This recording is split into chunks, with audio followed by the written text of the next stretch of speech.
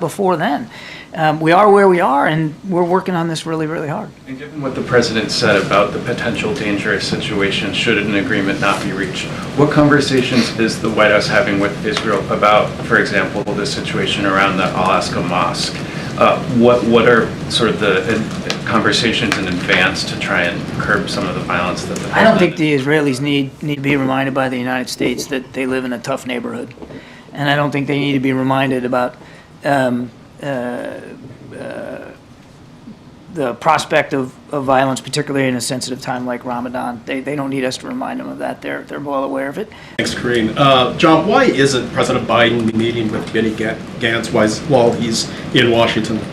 Mr. Gantz asked to come to Washington and asked for a series of meetings with administration officials, and he's getting those. He met with Jake Sullivan yesterday. He met with the Vice President yesterday. Today, he's met with the Secretary of Defense and the Secretary of State. All of these conversations have been constructive and productive. And we hope that Mr. Gantz goes home informed by the conversations that we had and the concerns that we expressed. I mean, was it a scheduling issue with the President being in Camp David, or was it... Mr. Gantz had a chance to meet with senior levels, all the way up to the Vice President of the United States. And you know, again, we think these conversations were constructive and productive, and hope that he goes home informed by them. Thanks, John. The President and the Vice President, and you, for that matter, have both said that the situation with getting aid into Gaza is too difficult. The Vice President said that Israel needs to allow more aid in. No excuses.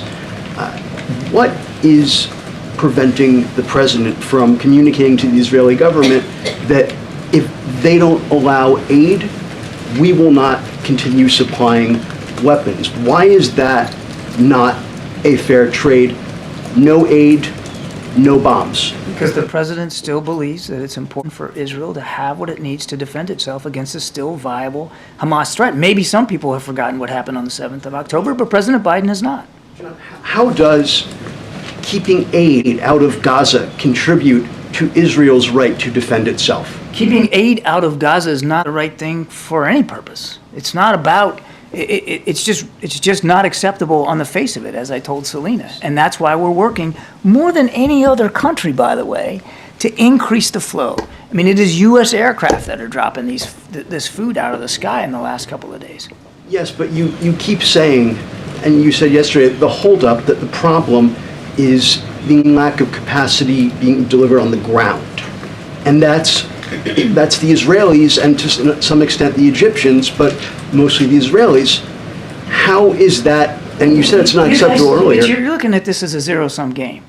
Yes, you are, sir. It's, well, if they're not doing what you want, then cut off the aid so they can't defend themselves. That's not the way we're going to do this. It's not the way we have done this. They have a right to defend themselves. They need the capabilities. Let me finish.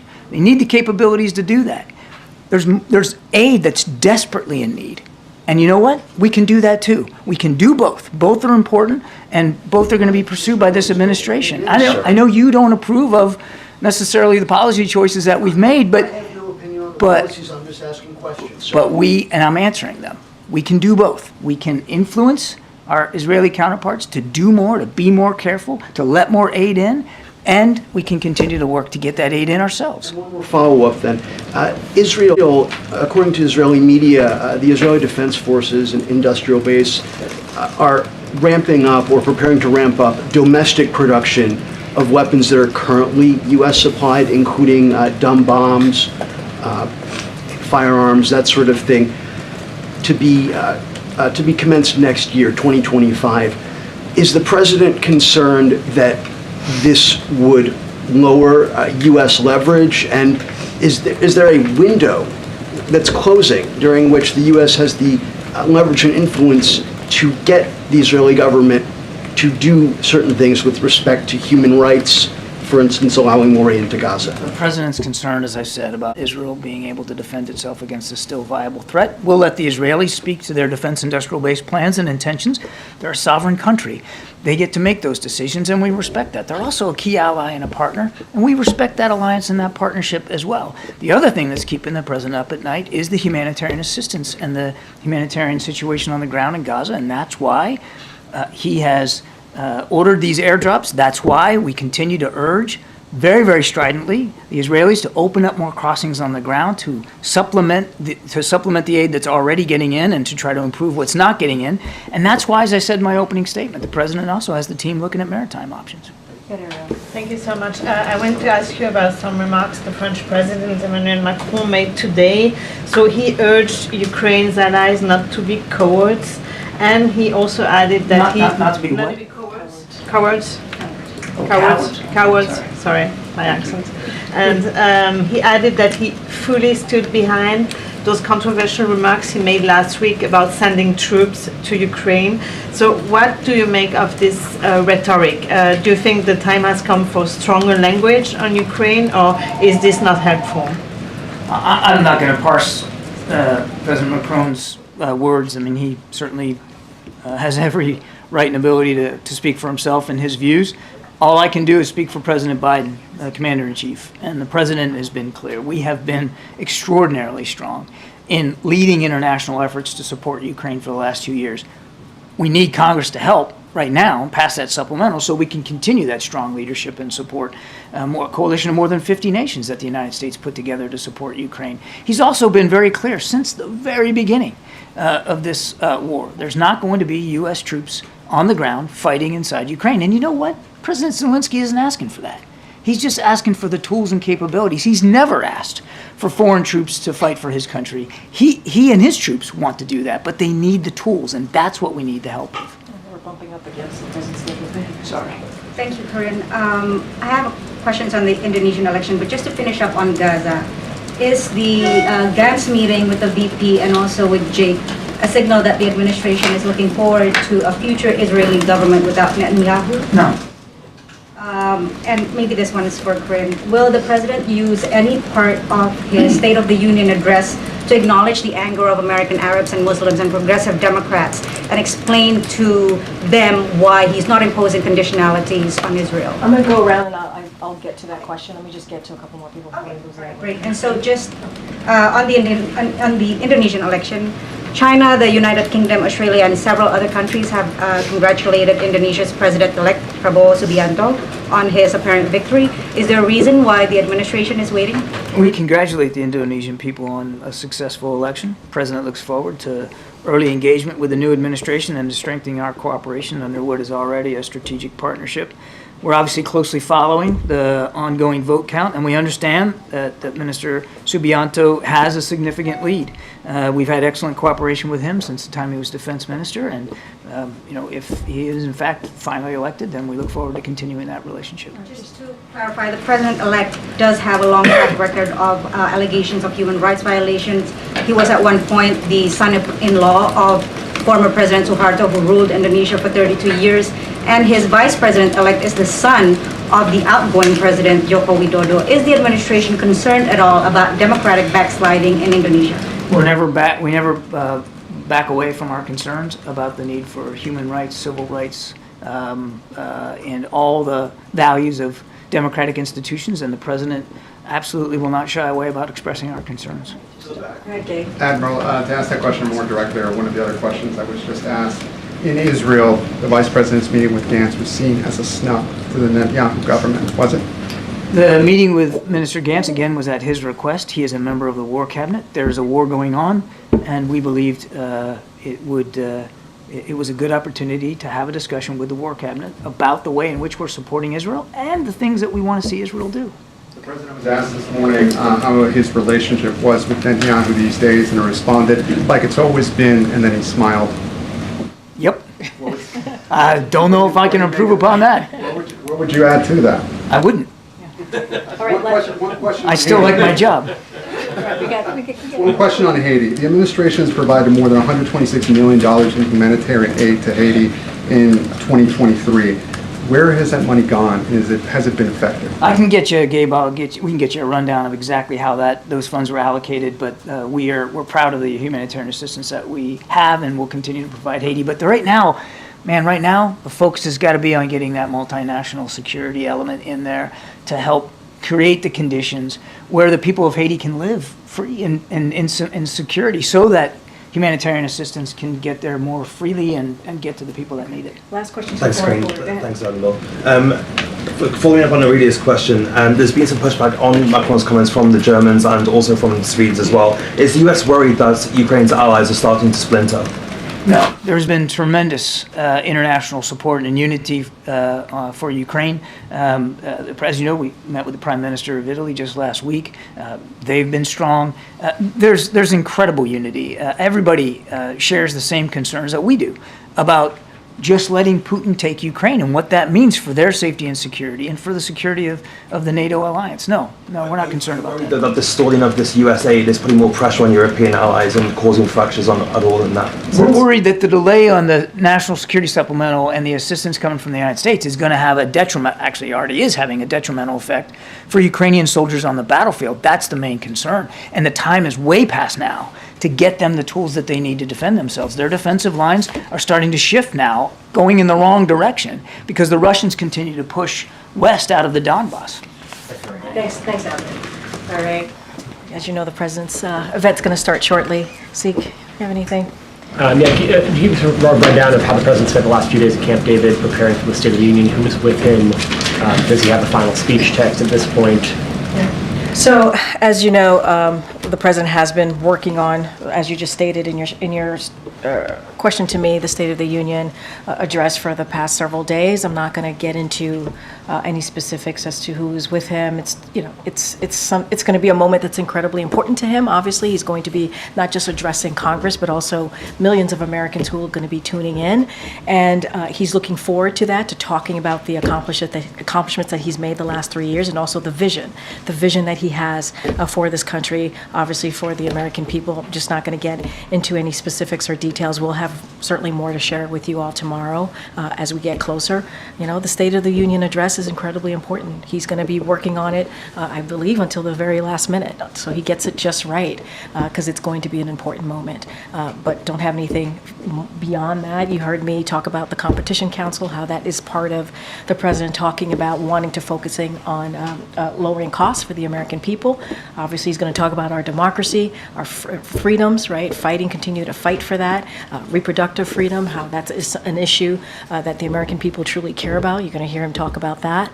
And so there's a lot of issues in front, obviously in front of the American people that they care and they want to hear directly from the president about. And so that's what he's going to focus on. We'll certainly have more to share as we get closer to Thursday. And then a different topic, there's a bit of a kerfuffle this morning across Lafayette Park at the Department of Veterans Affairs, running an effort to ban the display of that iconic Times Square kiss photo on VJA at the end of World War II.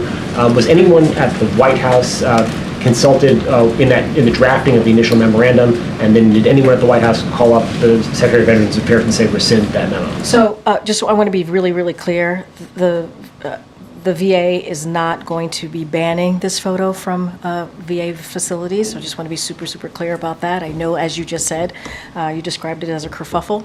There was obviously some reporting on that. I can say that I can definitely say that the memo was not sanctioned, and so it's not something that we were even aware of until you all started reporting on it. But we are not banning that photo, and I'm just going to be super clear about that. Any specifics about the memo and the process over there, certainly I would refer you to the VA. Well, once you were made aware of it, and after the memo sort of spread on social media, did the White House direct the Veterans Affairs Secretary to rescind it? I believe the VA Secretary made a statement on this, so I refer you to the statement. Of his own volition? Yes, he did that on his own volition, but I would refer you to his statement, and I'm really reiterating what the VA said. The VA Secretary said that it will not be, that particular photo will not be banned from any facility, VA facility, so I want to be very, very clear about that. Okay, good. Thank you, Karine. President Biden has said a possible endorsement by Taylor Swift is classified. How disappointed is he that she is telling people to vote, but not for him? Going to be very careful. We're talking about 2024. So I can't comment on what Taylor Swift is saying or not saying. I have no idea. I've not seen those statements. And I'll just leave it there. Okay. Be mindful. Different topic. How's President Biden going to fix the border if he can go years without talking to the head of Border Patrol?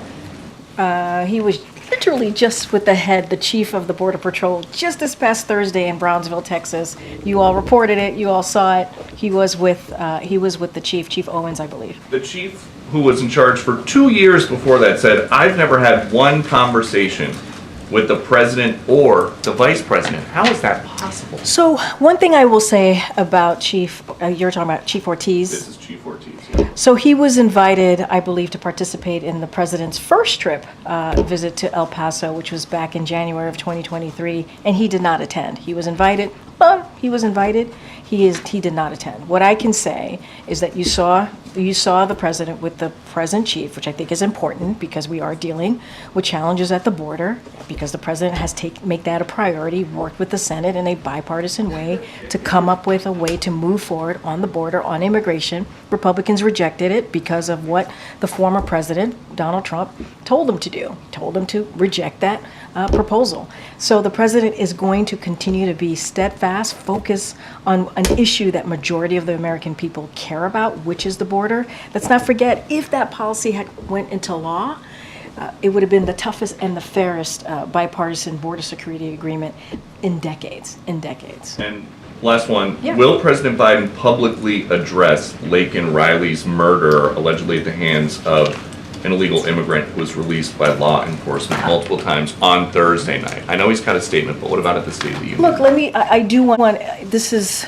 such a tragic story and obviously situation.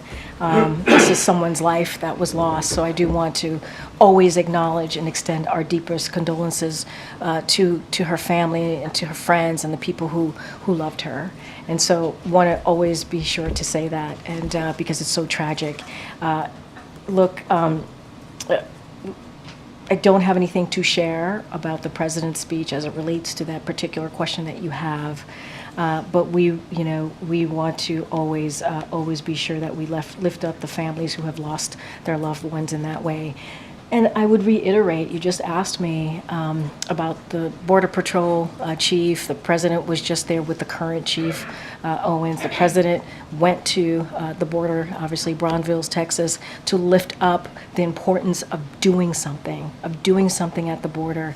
And I would be remiss if I did not continue to say that Republicans rejected a bipartisan proposal that came out of the Senate.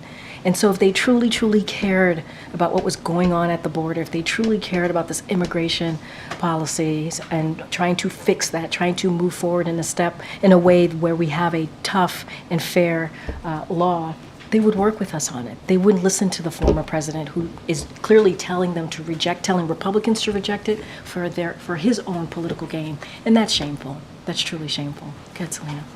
Will the president be watching the election results come in tonight? So, as you know, the president's going to be talking about the Competition Council today.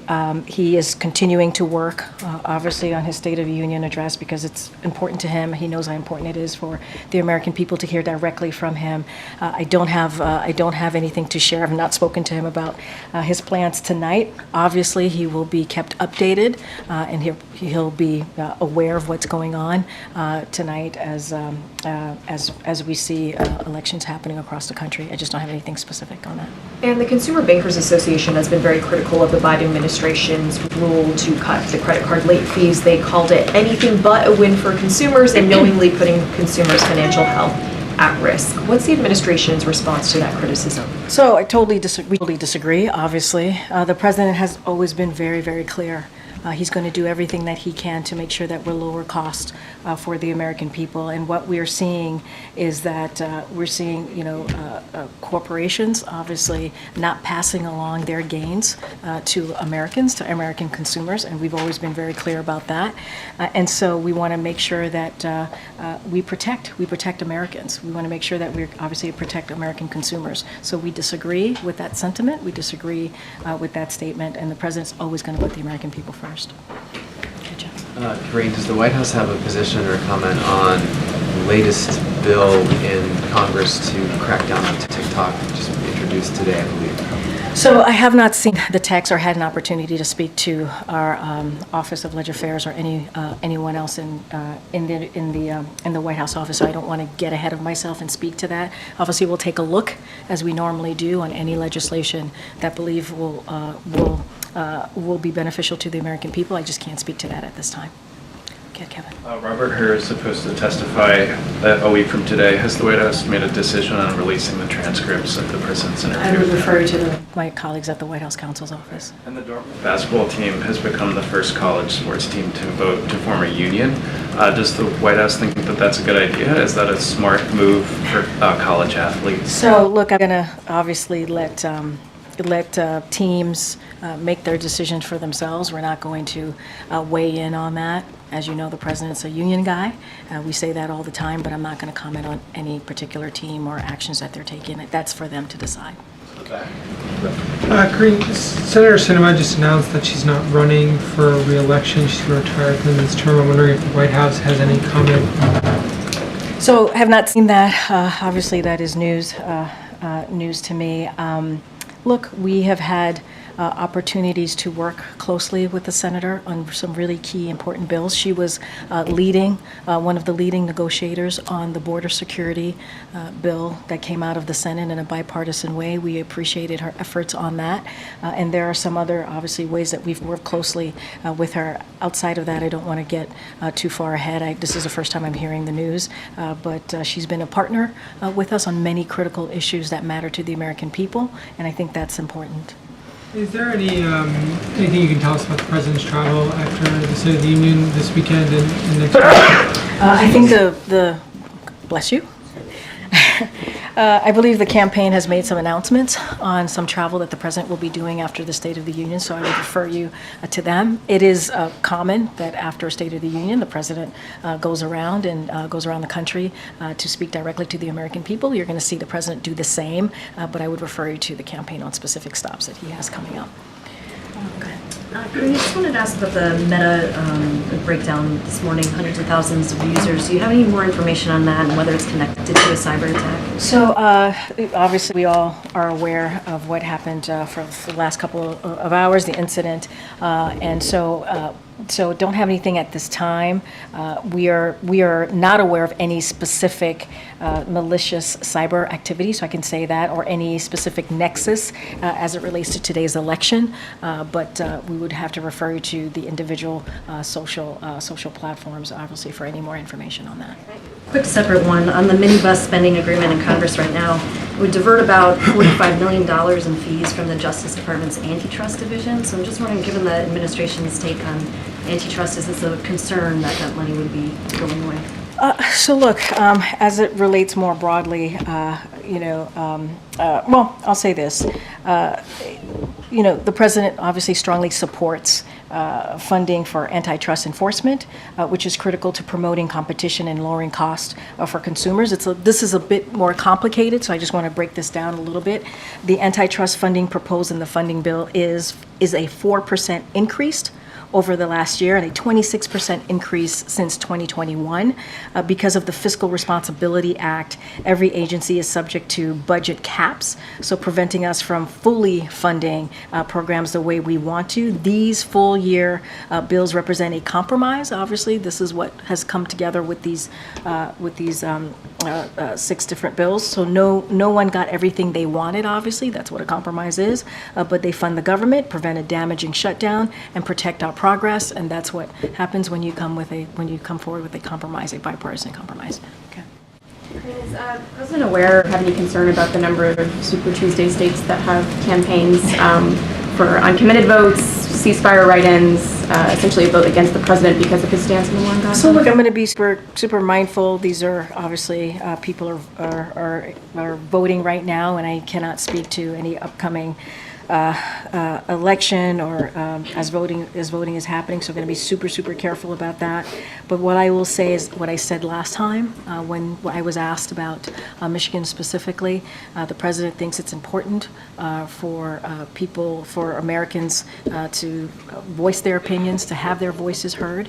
He thinks that's incredibly important. We understand how painful this moment is for many Americans, for many communities. Obviously, the Arab and the Arab community, the Muslim community, more specifically, and so we get that.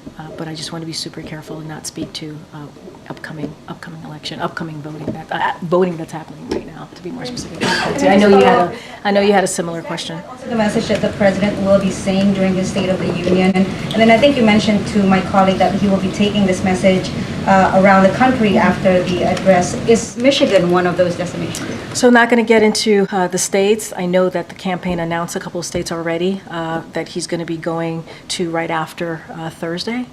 So you could expect the president to be visiting multiple states across the country the next, obviously, couple of months. I'm not going to get into that. I would refer you to the campaign specifically on the most upcoming states, the announcements that they've made. And I just kind of laid out, what the president has been very clear about, the understanding of how people should have the right to voice their opinion, to voice their concern, to voice their pain. And that's what the president is going to consistently do. He's a president for all Americans, obviously. As it relates to the State of the Union, I'm just not going to get ahead of any specifics on what he's going to say as it relates to that question. Okay. Thanks, Karine. So Cookie Monster posted on X that shrinkflation is making his cookies smaller. The White House official Twitter or X responded that blaming shrinkflation basically on companies. So does the president again believe that shrinkflation and inflation are solely a company problem, or do his policies play any role in that? So also from a tweet, I believe we said C is for consumers getting ripped off, right? And the president has called on companies to stop taking advantage of Americans. He's been very clear about that. He's repeatedly called on large corporations, more specifically, to pass along their savings onto their customers. We've said that. We've been very consistent about that. And that includes rip-offs, such as shrinkflation. We see that. And where the size of a product, for those who don't know, gets smaller even as the price stays the same or increases. That's what we've been seeing.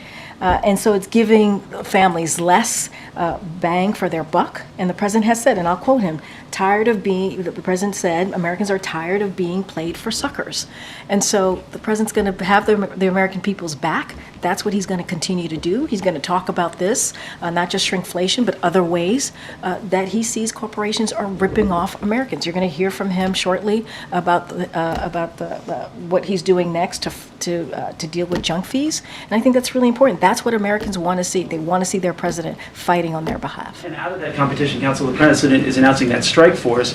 Why did it take the Cookie Monster to speak up, or an election year for this strike force to go? Why not do it a couple years ago when inflation was 9%? I disagree with the premise of your question there. It did not take the Cookie Monster.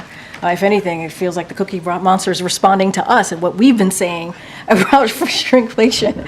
I can't believe I'm having a conversation about the Cookie Monster at the podium, that's a good one. I'm glad you're awake. I'm glad you woke up for me.